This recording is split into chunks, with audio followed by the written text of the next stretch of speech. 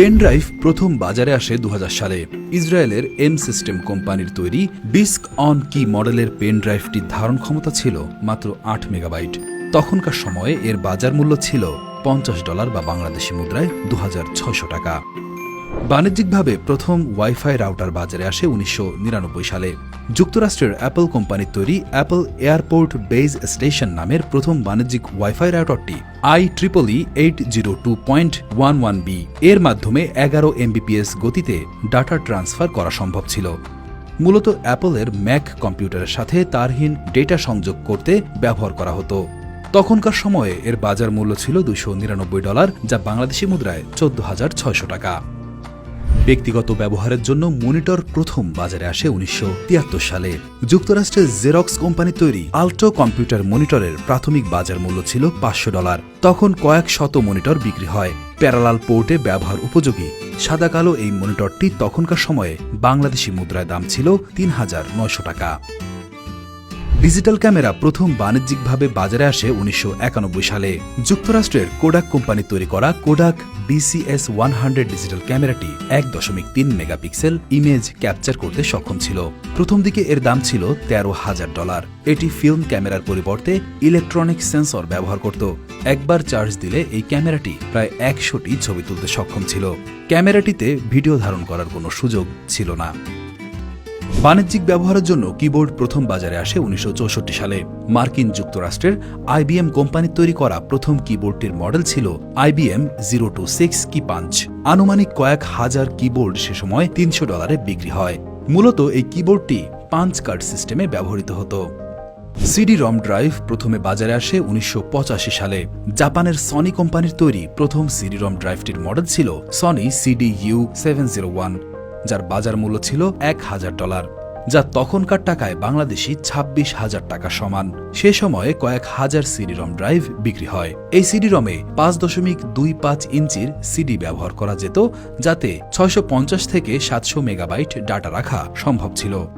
Bluetooth adapter প্রথম বাজারে আসে 1998 সালে।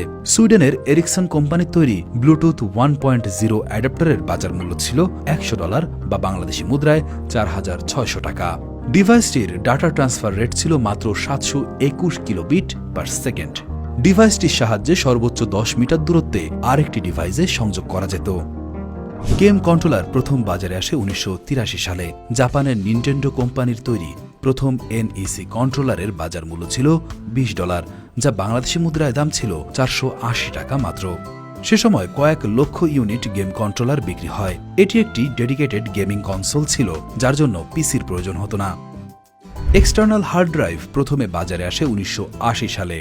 যুক্তরাষ্ট্রের IBM কোম্পানির তৈরি মাত্র 2.5 মেগাবাইটের প্রথম বাণিজ্যিক এক্সটার্নাল হার্ড ডিস্ক মডেল ছিল IBM 1311। এর ডাটা ট্রান্সফার রেট ছিল মাত্র 15 কিলোবাইট পার সেকেন্ড। তবে এর আকার ছিল বিশাল আকৃতির। 5 ফুট উচ্চতার এই হার্ড ডিস্কটির ওজন ছিল 225 কিলোগ্রাম।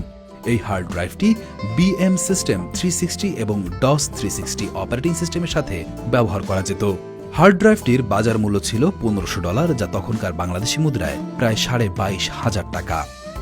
ব্যক্তিগত কম্পিউটার বাজারে আসার অনেক আগেই অর্থাৎ 1910 সালে মার্কিন নেভির জন্য হেডফোন প্রথম তৈরি করা হয়।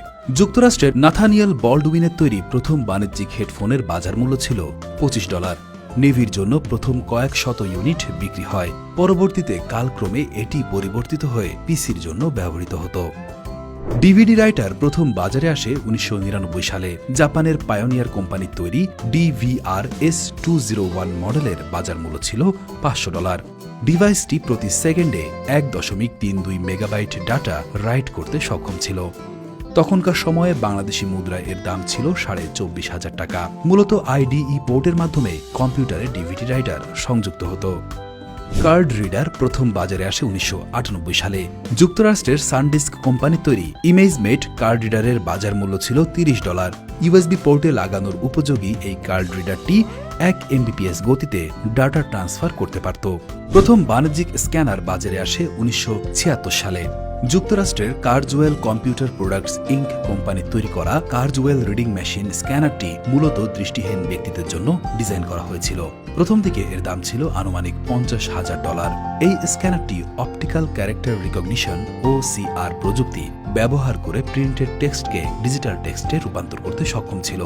এর বিশেষত্ব ছিল প্রিন্টেড টেক্সটকে শব্দে রূপান্তরিত করার ক্ষমতা, যা দৃষ্টিহীনদের জন্য খুব সহায়ক ছিল। তখনকার সময়ে মোট কয়েক শত এই মডেলের স্ক্যানার বিক্রি হয়।